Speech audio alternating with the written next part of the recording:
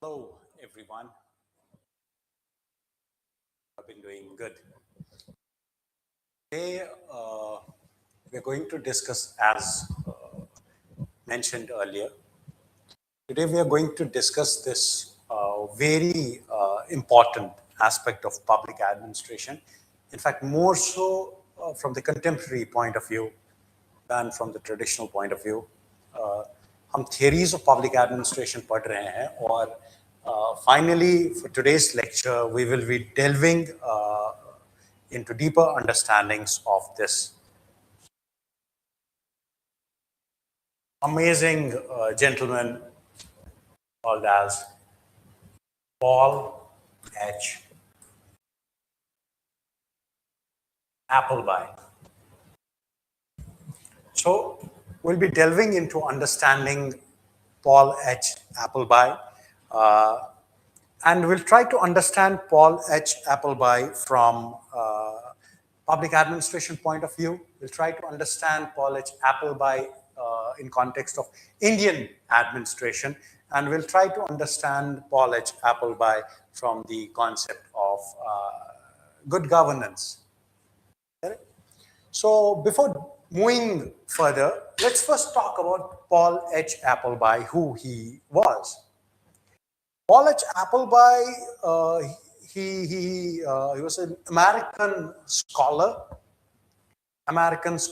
of governance and public administration. And he was invited, his contribution is important because understanding Paul H. Appleby is important for any student of public administration, whoever is preparing for civil services, not only the students of public administration, but students of UPSC in general. It's important to understand Paul H. Appleby because Paul H. Appleby की बहुत ज़्यादा relevance है governance के topics के साथ, governance के lectures के साथ, governance के topics के साथ. So that's why Paul H. Appleby को समझना important है, इसको पढ़ना important है. So he was an American scholar of public administration, and he was invited by the government of India in 1950s. That makes it more important. That makes it more relevant. Because Paul H. Appleby is being invited by the government of India itself in 1950s. This is the time when India has newly attained its independence. So Paul H. Appleby को invite करती है government of India to study Indian administration and suggest measures. Why do we need to call someone? Why do we need to have someone on board, a scholar on board, a technocrat in that aspect on board? Because governance is a very, very dynamic aspect. Because public administration is very dynamic. And since it is very dynamic, it is subject to change. So redundant systems cannot effectively curate. Redundant systems cannot effectively cater to the problems that are arising because of the dynamic nature of public administration itself. That's why public administration की मरम्मत के लिए we called the government of India itself called Paul H. Appleby in 1950s. And it was Paul H. Appleby who, after coming to India, he submitted these two landmark reports. One titled as Public Administration in India. This report, which was published in 1953. And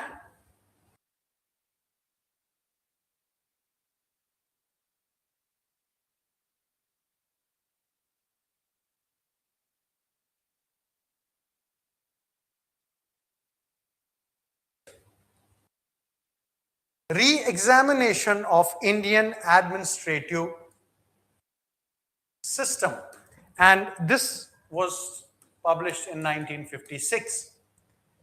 So it is in 50s that Paul H. Appleby is called by the government of India, and government of India calls him for curating, for suggesting measures to reform the civil services, the public administration in India.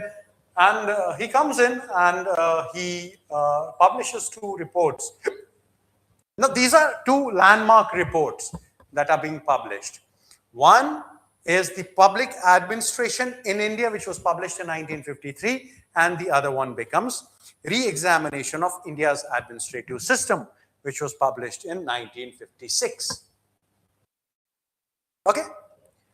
So, now we are delving, you must have gotten a clear idea that we are delving into understanding. हम लोग कोशिश कर रहे हैं समझने की उस theorist को जिसने theorize नहीं किया abstraction में, who didn't go into utopia as other theorists, as most of the theorists go into.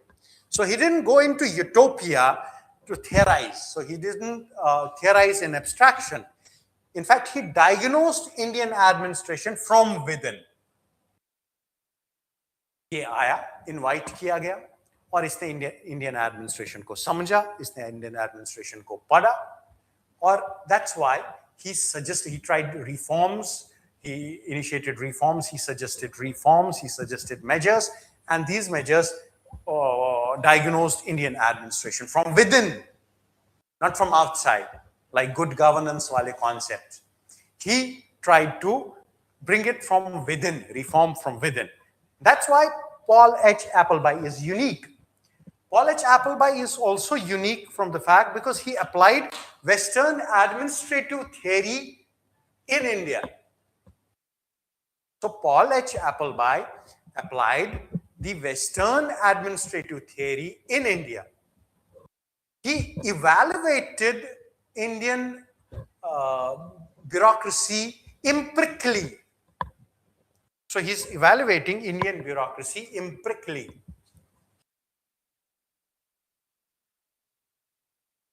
Because he's called by the government, because he's privy to all the data. This is government-backed research that is being carried out under this scholar. He has been called in. So he's diagnosing Indian bureaucracy empirically. That's why he's very relevant. And he is also very relevant from the fact that the reforms that he offered, the reforms that Paul H. Appleby offered, they are relevant even in today's India. It was in 50s that he came in.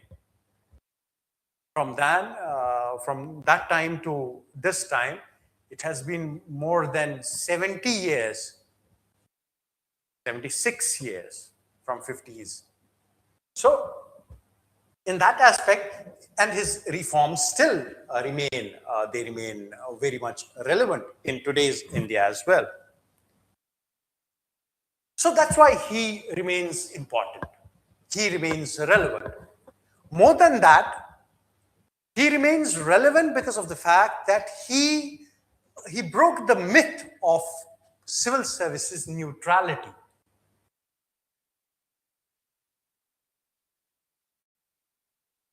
That which earlier theorists had pontificated upon, that which we have discussed in detail when we from Henry Fayol's to Max Weber's to Wilson. So he becomes very important because he challenges the aspect of neutrality, the myth of administrative neutrality. So he's challenging that. He challenged that. And that's why he remains all the more relevant. Because he challenged the myth of civil services neutrality. In fact, it is Paul H. Appleby who actually argued that administration is inherently political. According to him, administration is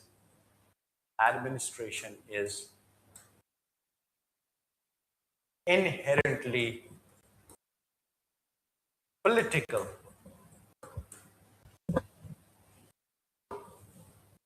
So in that aspect, he remains very, very relevant. How he came to that conclusion and what does that inspire, we'll discuss in today's lecture. So, and that bureaucracy is not separate from politics. Bureaucracy and politics are not separate. There's a fusion of administration and politics.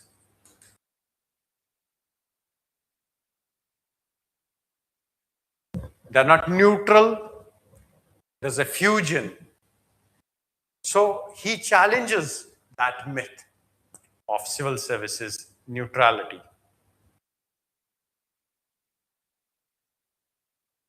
Okay?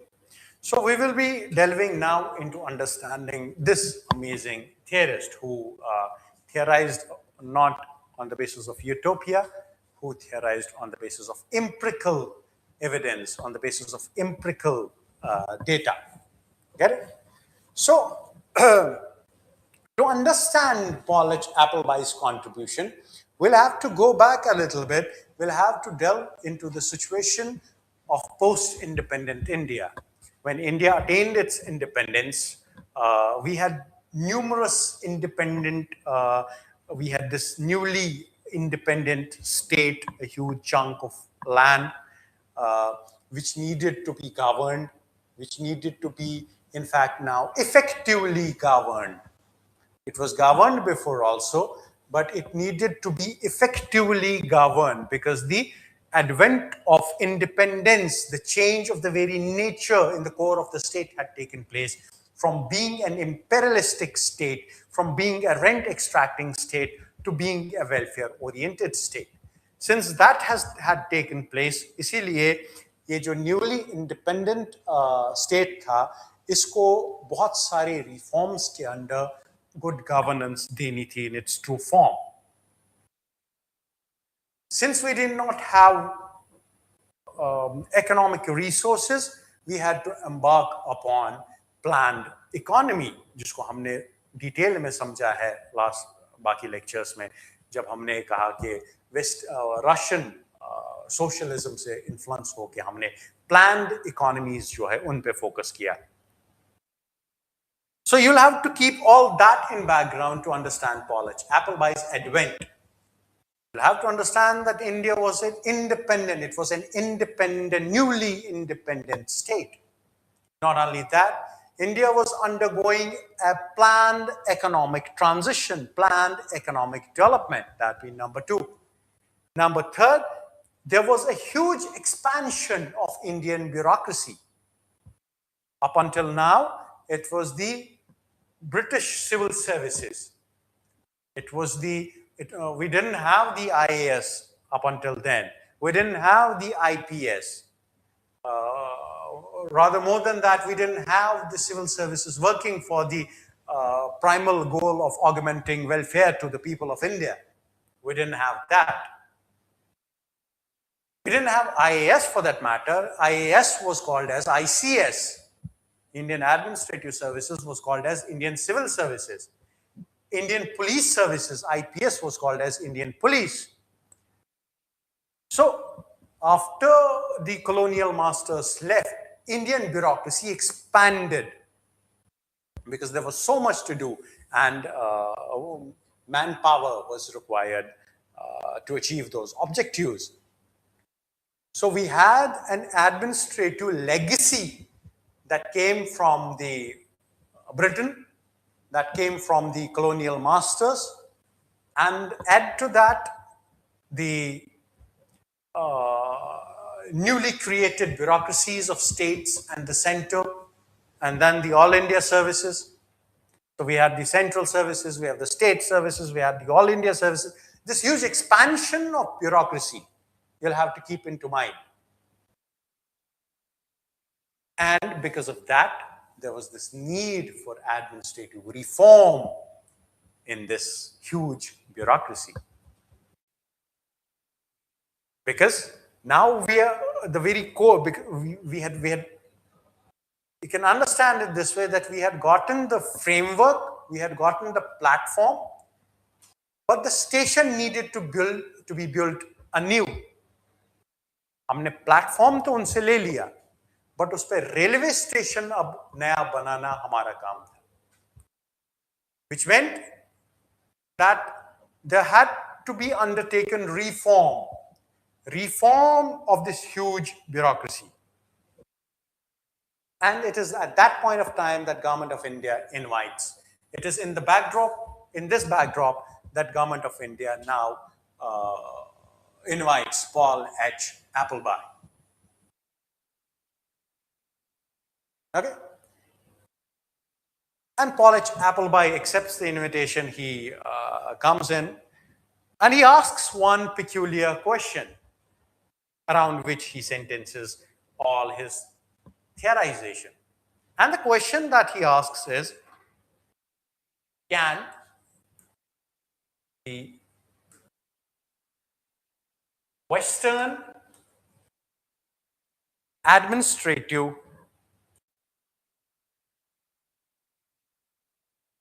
principles work in India?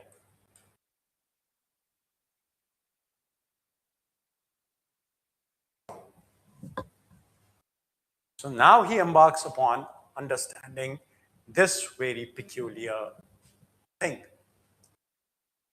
Because norm ye chal raha hai that where West is best. It is also in that backdrop that Paul H. Appleby is coming in. Remember your lecture which I delivered to you on new public management and the public choice approach, NPM. So this is a revolution happening at that point of time across the world, that Western bureaucracies, Western systems are considered to be developed. Newly Russian Federation भी जो है वो कमजोर हो रही है.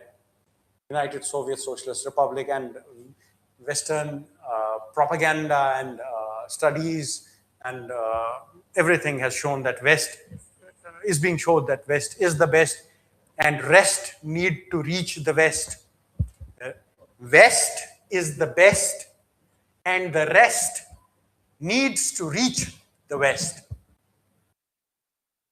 Which means that the level of development that West has undertaken, that is the best.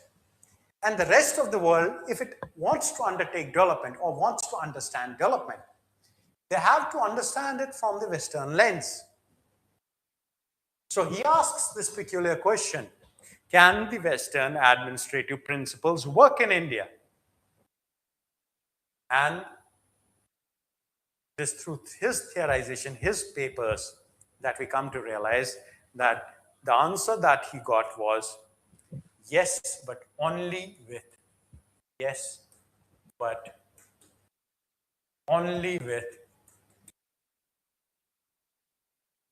adaptation. Yes, but only with adaptation.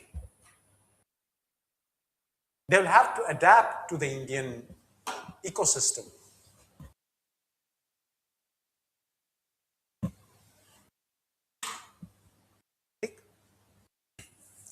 His main idea revolved around if civil services was neutral or not. ये इसका core था. क्या civil services neutral है? This was central to his argument, Appleby's argument. If civil services is neutral or not, public administration as such, is it neutral or not? And finally, as I told you, his theorization theorizes that public administration is not neutral, it is political.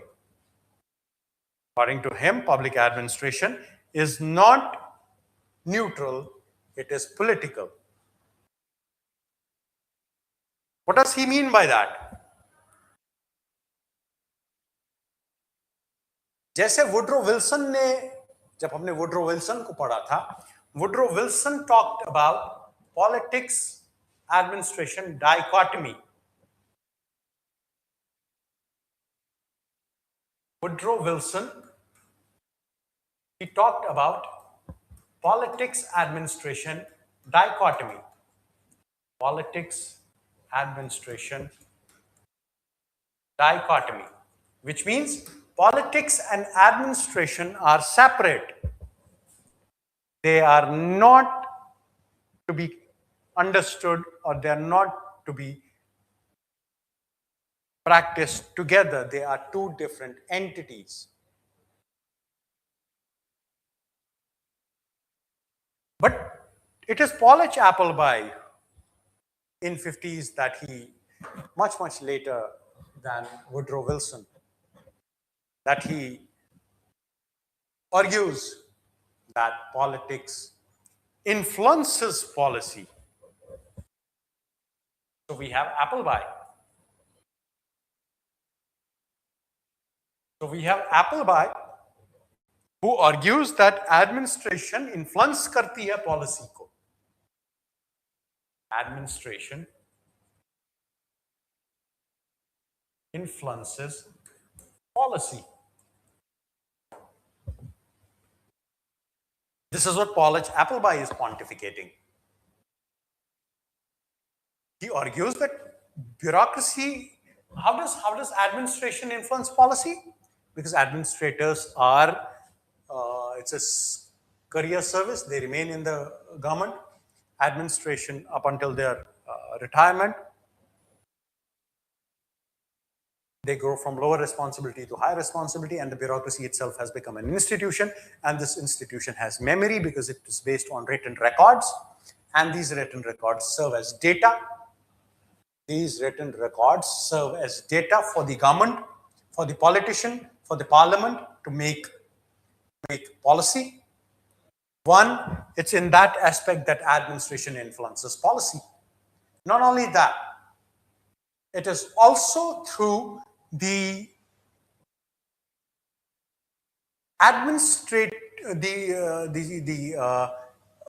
the newly developed or newly emerged concept of delegated legislation or subordinate legislation that administration is influencing policy.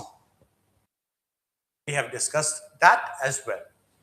So, bureaucracy, according to him, participates in governance. He's talking about politics administration fusion, as opposed to Woodrow Wilson, who's talking about politics administration dichotomy.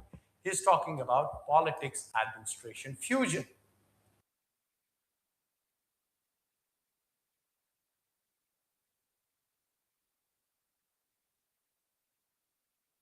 And the reason he gives for that is that administration influences policy.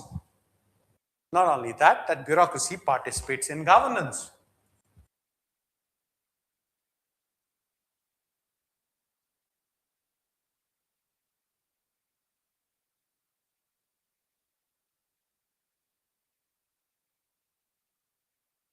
Bureaucracy participates in governance. और decision making जो है, the very aspect of decision making, it is by its very nature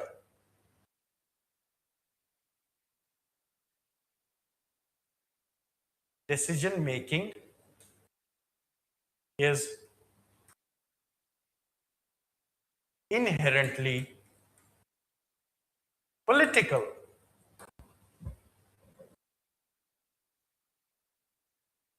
When decisions are made, they are made to reach some political end. So he argues that decision making, since that is administratively, that is inherently political, it is imperative in that aspect that politics, administration are fused together. They are not dichotomous. They are not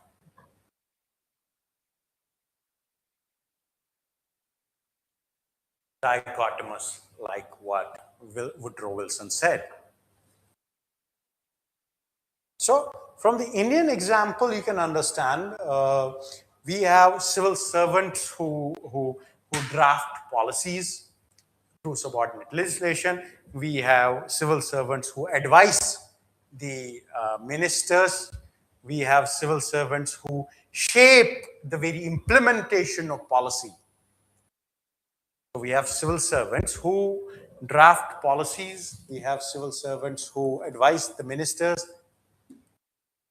although they're not bound by the advice of these ministers, but they advise them. And it is these civil servants who shape the implementation. Hence, policy actors, they are policy actors. Bureaucracy is policy, they act as policy actors, not just implementators.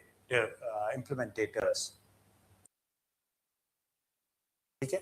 So it's not just a tool in the hands of the political class to implement administratively what has been decided politically. It is not only that. It is much deeper than that. It is much more relevant than that. It is much more engaging than that, since it is the institution which drafts policies under subordinate legislation and delegated legislation. It is the institution which advises the ministers. It is the institution which shapes the implementation of policy. And since it does all of that, then it does not just emerge as a mere spectator. It is more than that. They are policy actors. They are acting as policy actors rather than being mere implementators of the policy. ठीक? तो ये इसके arguments है जिसके basis पे ये बोल रहा है that politics administration fusion है. न्यूट्रलिटी पॉलिटिक्स एडमिनिस्ट्रेशन का न्यूट्रल होना एक मिथ है. एडमिनिस्ट्रेशन का न्यूट्रल होना एक मिसनोमर है, एक गलत कॉन्सेप्ट है. That is why he rejects Woodrow Wilson's politics administration dichotomy, and he champions politics administration fusion.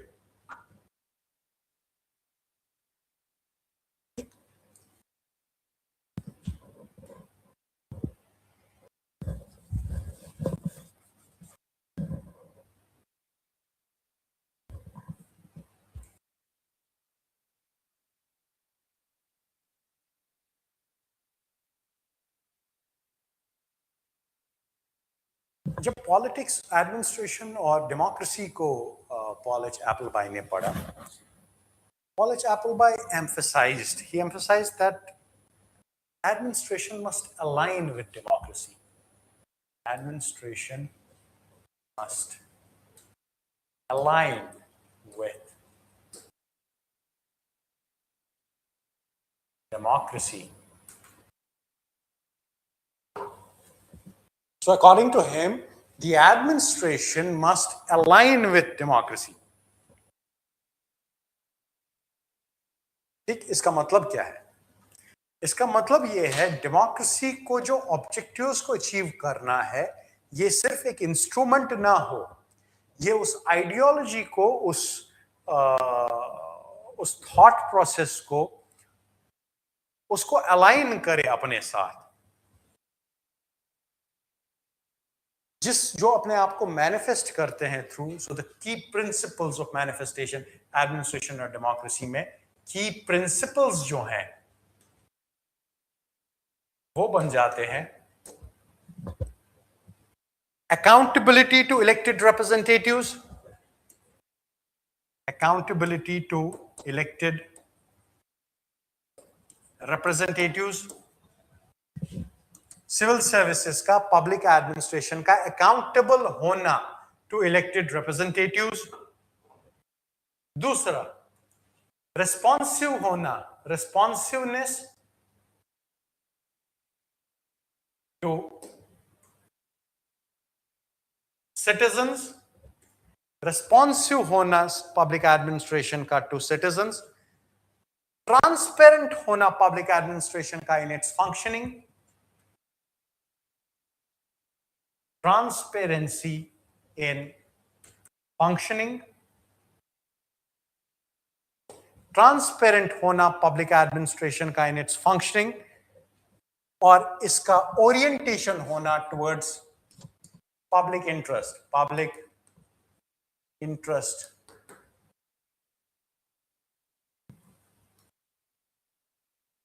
orientation.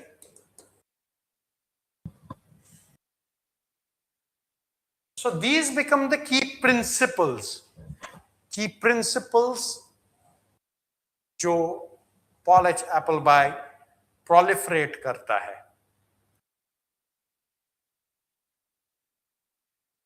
He advocates all of this, but then he warns that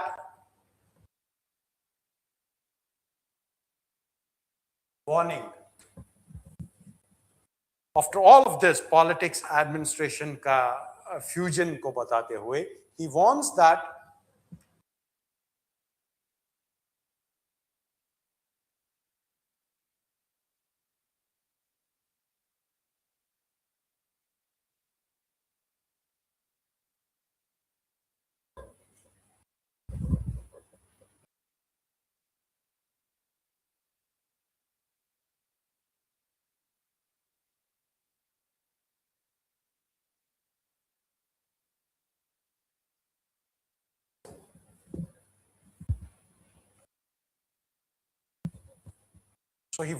that a powerful bureaucracy without a democratic control is dangerous.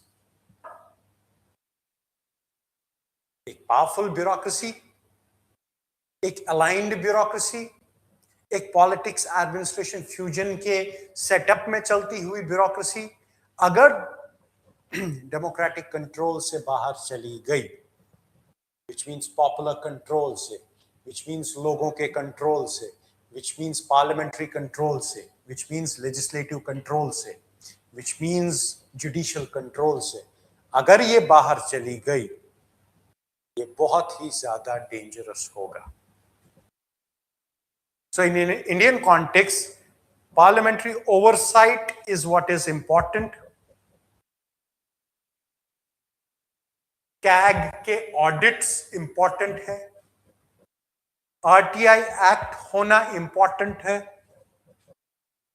Right to Information Act का होना important है. इस danger से बचाने के लिए, इस warning को मद्देनजर रखते हुए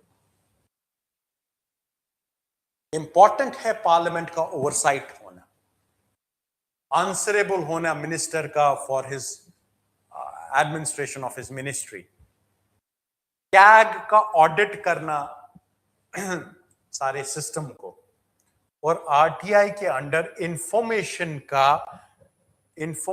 का ओवरफ्लो, इंफॉर्मेशन का आउटफ्लो पब्लिक डोमेन में होना becomes important. Okay, so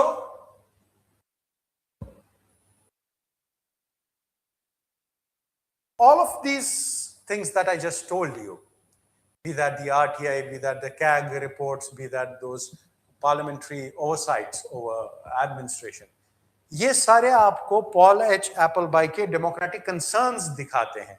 They reflect Appleby democratic concerns. ठीक है?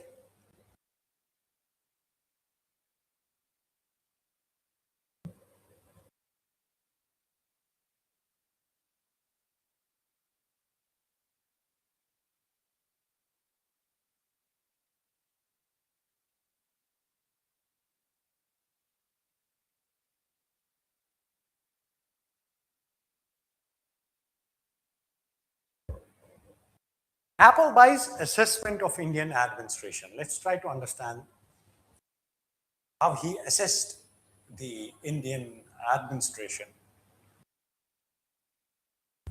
ये बहुत important है, especially from your exam point of view. So Appleby's assessment of Indian administration, because he was called by the government of India in 1950s. So we're trying to understand what he assessed about Indian administration. So this is pretty important. So be very attentive. So he identified certain strengths certain strengths in Indian administration. ठीक है, इसने Indian administration में कुछ अच्छी चीजें जो है उनको हाईलाइट किया और ढूंढा. For example, the high quality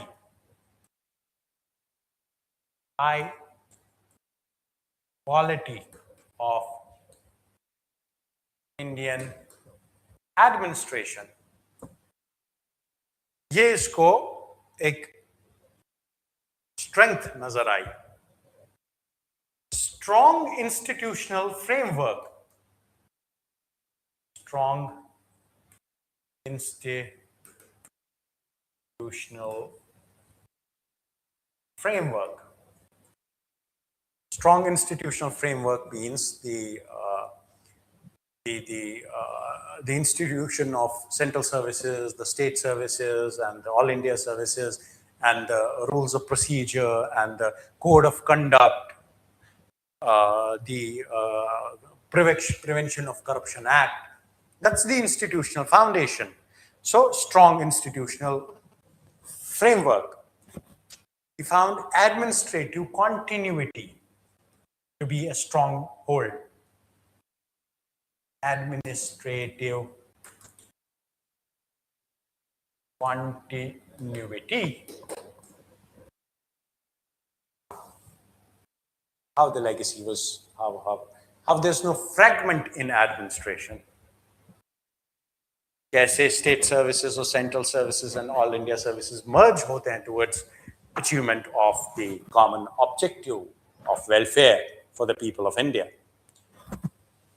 And he found one more strength, that was the large capacity here for large scale bureaucracy.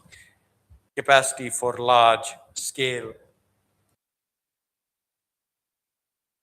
Capacity for large scale governance.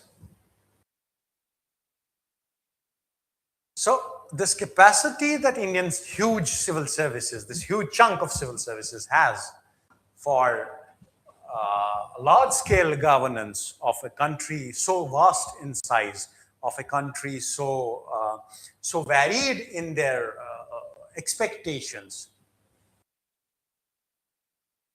So this capacity for large-scale governance, and these were the strengths that Paul H. Appleby identified. Now, apart from these strengths, he also identified certain weaknesses.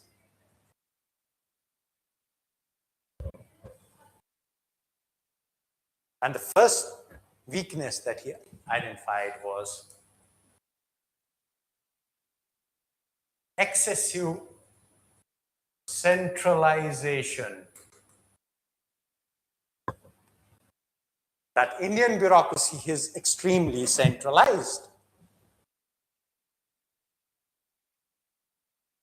यहाँ hierarchical setup बहुत ज़्यादा है. यहाँ technical base जो है, technical technocrats जो है, they are not given a free hand. यहाँ पे generalist जो है वो रूल कर रहे हैं. जनरलिस्ट जो है वो हायरार्की में टॉप पोजीशंस, डिसीजन मेकिंग में टॉप पोजीशंस एक्वायर कर रहे हैं. सो एक्सेसिव सेंट्रलाइजेशन जो डिसीजन मेकिंग को कॉन्सेंट्रेट कर रहा है at the top. This excessive centralisation it concentrates the decision making at the top. Okay? जिसकी वजह से प्रॉब्लम्स जो हो रही हैं वो ये है कि डिले होता है बहुत ज्यादा डिसीजन लेने में. क्योंकि डिसीजन अगर let's say decision has to be taken at this level of the government, since it is highly centralized, the decision is taken here or the decision is taken here. If it is to be taken here, it takes time because the communication has to go here, then it has to go here, then it has to go here, then the communication has to come back, and come back. Since this happens, that is why this centralization of civil services, centralization in civil services, it hinders the decision-making process. And it results in delays. It results in reduced innovation. Results not only in delays, but it also results in reduced innovation. The functionary, since he's not given who is dealing with the problem, who is the first-hand responder, he's not given the authority to take decisions, which he would otherwise take effectively, and he would those decisions would be relevant because he's dealing with the problem firsthand. In that aspect, he would innovate something. What happens is that he has to wait for a decision, and then that decision comes usually from an official, a superordinate who is not in touch directly with the first-hand reality at ground. So hearsay decisions are applied as compared to the innovation that would otherwise be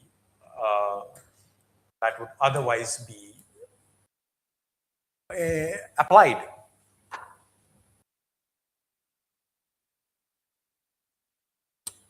And so this was the first problem that he identified, first weakness that he identified.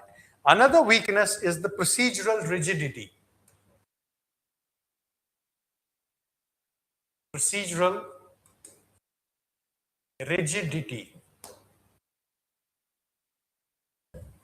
Procedural rigidity. Procedural rigidity is पहले इसका sign लेके आओ, फिर उसका sign लेके आओ, फिर ये इन साहब के पास जाओ, फिर इस ऑफिस में जाओ. So overemphasis on rules, too much of overemphasization on the rules. That is what is giving rise to this procedural rigidity. ये तरीका है करने का, इसी तरीके से सिर्फ ये हो सकता है. ये भी इनोवेशन को थ्वाट करता है, और इससे प्रॉब्लम ये होती है कि डिसीजन मेकिंग बहुत स्लो हो जाती है. So this reduced and slow decision making, and there is lack of flexibility because of this.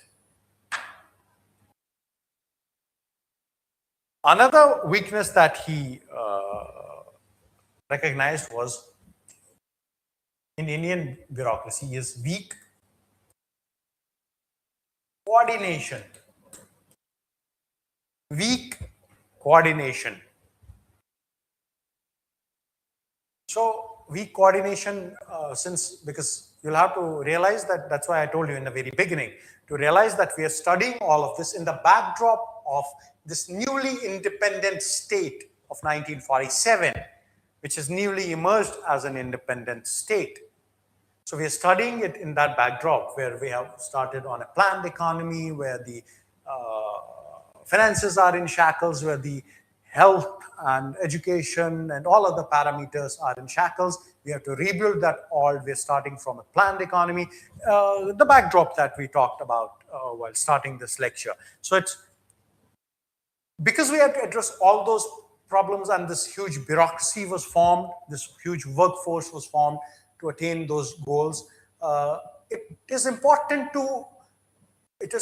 for any organization, as small as an NGO or as big as the state itself. It's important that there is coordination between various aspects of its manpower, various departments, various committees, various commissions. It's important that there is coordination. It's important that there is federal coordination. It's important that there is civil service coordination. It's important that there is departmental coordination. So since coordination is important at all levels, he recognized weak coordination between departments, these gaps between departments to be to be the lack of coordination between these departments as being one of the weaknesses. Another important weakness that he recognized was lack of specialization. Lack of specialization.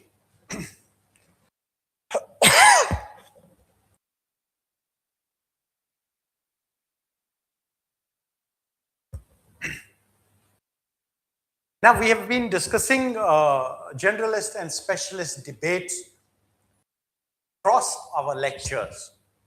And we know the difference between generalist and specialist. And we know the debate that is following this generalist-specialist paradigm. Isiliye, it becomes important for us also to realize the relevance that Paul H. Appleby in his 1950s has with contemporary India, contemporary Indian governance. So this is another weakness that he identifies, that there is lack of specialization. Lack of specialization, that generalists dominate. There is generalist domination in civil services. Okay? And there was one more problem that he identified, which was accountability gaps.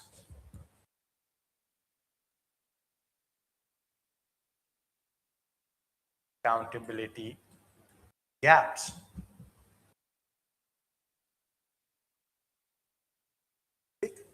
Accountability gaps means that he identified it as there being limited performance evaluation, outcome evaluation, performance evaluation. आप सिर्फ attendance को पैसा दे रहे हो, आप salary दे रहे हो, सुबह आया शाम को निकला, आप उसको सैलरी दे रहे हो, आपके अकाउंट यहाँ अकाउंटेबिलिटी गैप्स बहुत सारे हैं. You are not measuring performance, आप परफॉर्मेंस को मेजर नहीं कर रहे हो. And in that aspect, there are accountability gaps that prevail in Indian context. So this becomes part of the weaknesses that Paul H. Appleby identified in the Indian civil services. Now, let's try to understand the key recommendations that Paul H. Appleby gave in the Indian context. So Paul H. Appleby talks about establishment of O&M, organization and methods.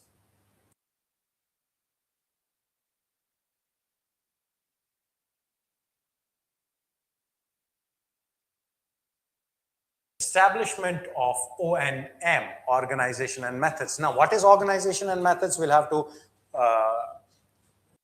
study this in detail in our various chapters later on. But organization and methods is this, it's a method, it's a process, it's a technique of doing things effectively. Okay. So he was the one to suggest the establishment of O&M. Okay. And this would, according to him, improve efficiency, which it has done. It would streamline the procedures. और इसी के basis पे आज जब आप देखते हैं governments में O&M डिविजन्स हैं, it was his recommendations जिसकी वजह से O&M divisions were created in various ministries in India. ठीक है?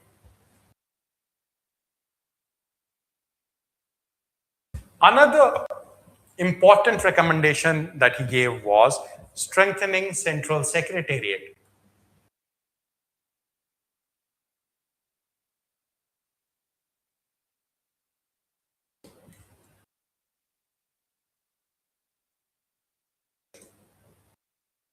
Strengthening the central secretariat. ये सेंट्रल सेक्रेटेरिएट क्योंकि सेंट्रल नर्वस सिस्टम है of whole of the governance of the country, इसको स्ट्रेंथन करने के लिए, और इसी वजह से आप जब इसको स्ट्रेंथन करेंगे आपको कोऑर्डिनेशन का प्रॉब्लम सॉल्व हो जाएगा और पॉलिसी कोहेरेंस जो है वो इम्प्रूव हो जाएगा। ठीक है। The third important recommendation that he gave was training of civil servants. So he talked about lack of training in civil services and continuous training. So training of civil servants, according to him, is important. Training of civil servants in that aspect that focus should be on professional competence and training should be a continuous learning process, जिसको आज हम देख रहे हैं government ने under mission कर्मयोगी लाया है. So it's a continuous learning platform for civil servants now. So we have a capacity building commission made in India now. Recently बनाया गया capacity building commission. So relate these with your answers. So ये हमें ये चीजें दिखाती है relevance of Paul H. Appleby's 1950 वाले recommendations का still today in contemporary India. ठीक है.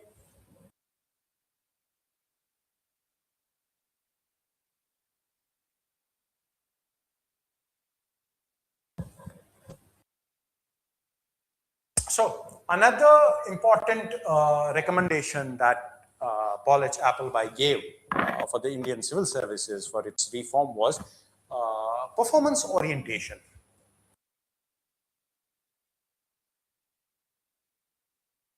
Performance orientation, which means that the Indian civil services should now shift from being rule-based. It should shift towards being more result-based. So moving away from rule-based to result-based administration. That's what he meant when he said India needs to undergo performance orientation. Okay. He talked about delegation and decentralization. He talked about delegation and decentralization. Delegation and decentralization, which means actually reducing over centralization. जो हमने problems में अभी देखा था कि centralization in India is a problem.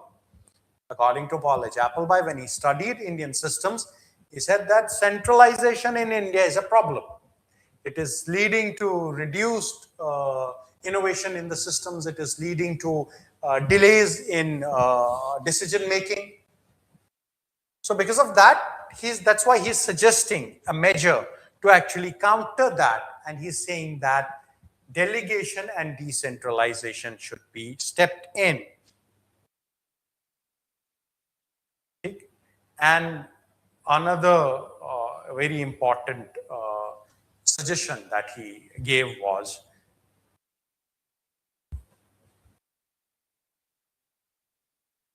creation of Indian Institute of Public Administration, IIPA. He said that India needs an institution upright which studies, research administration, particularly through the public administration lenses. And that's why he suggested the creation of Indian Institute of Public Administration, which is actually created. It would institutionalize actually the administrative research and training in India. Okay. And one more suggestion that he gave was strengthening of the planning machinery.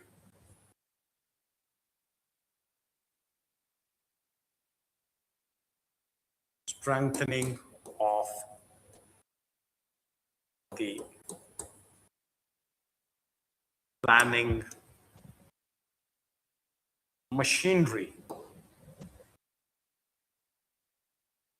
that India needs to strengthen the planning machinery for development administration purposes.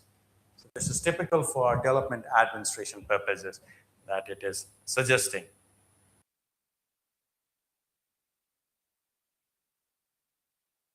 Okay. So this was Paul H. Appleby. These were his recommendations. Now, let's try to understand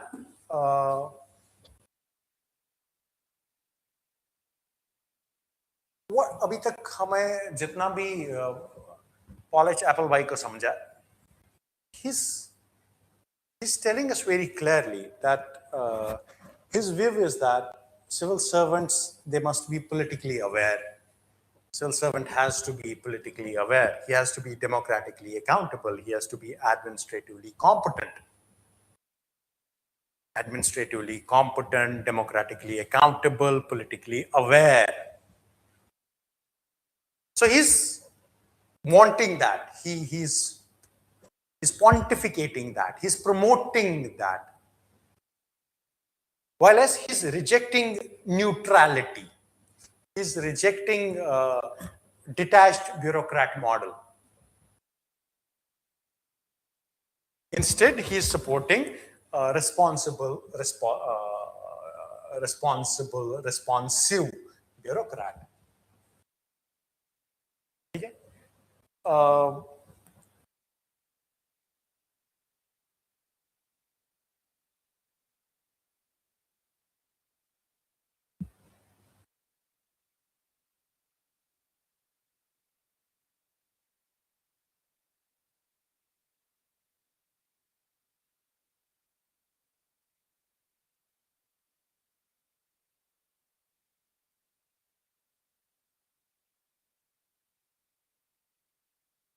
So अभी contemporary इतना relevant है Paul H. Appleby in the Indian context that we have seen administrative reforms carrying out his flavor.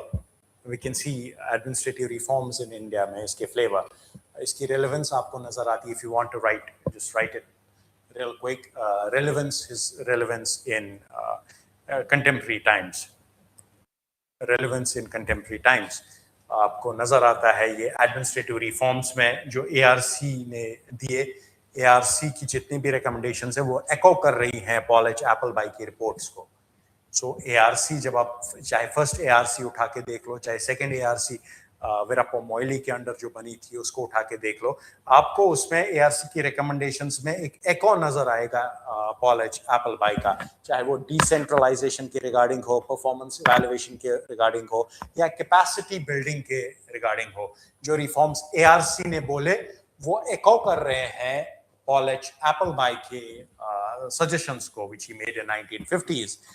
Mission Karmayogi, mission Karmayogi जो focus कर रहा है training पे, competence of civil servants पे, जो फोकस कर रहा है लाइफ लॉन्ग लर्निंग पे, ये सब रिफ्लेक्ट करते हैं वही ट्रेनिंग वाला एम्फेसिस जो पॉल एच एप्पलबाई ने एडवोकेट किया था.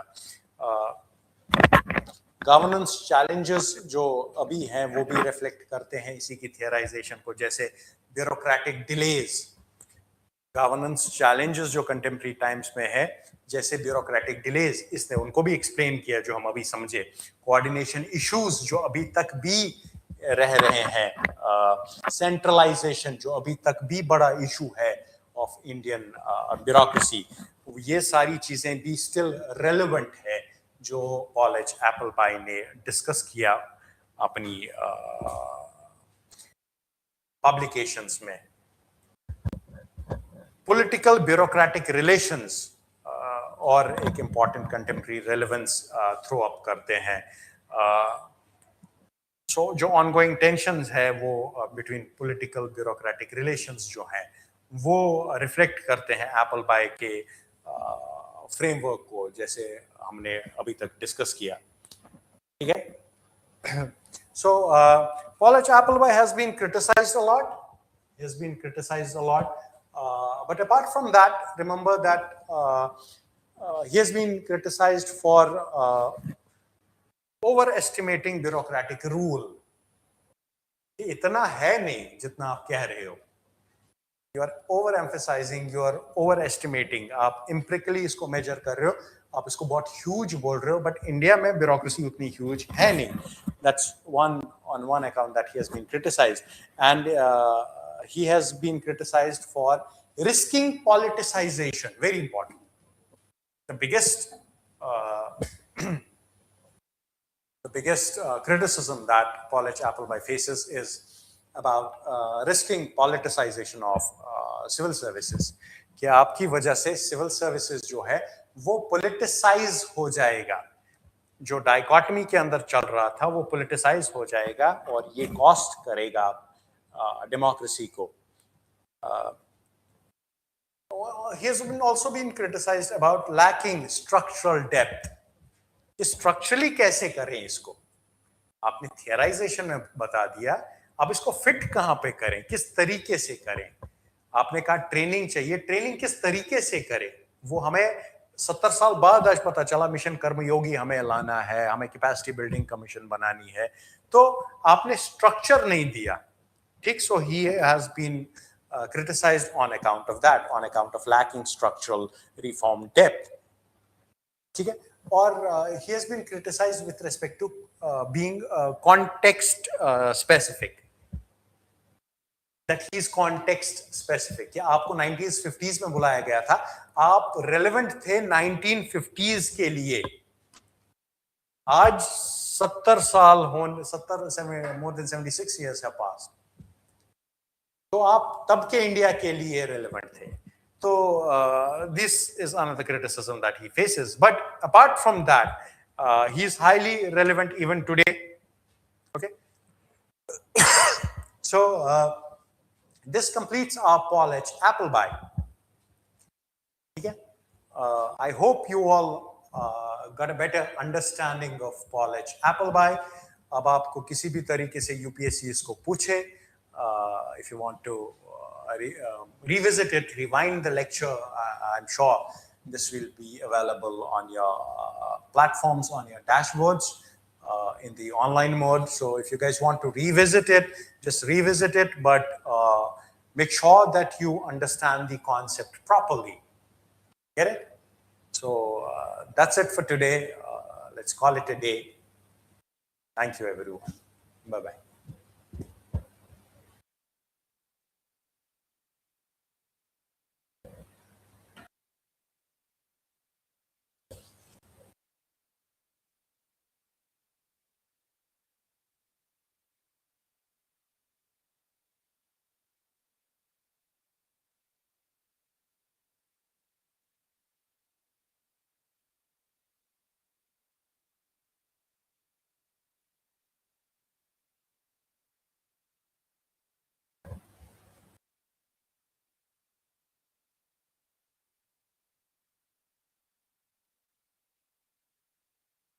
On written records.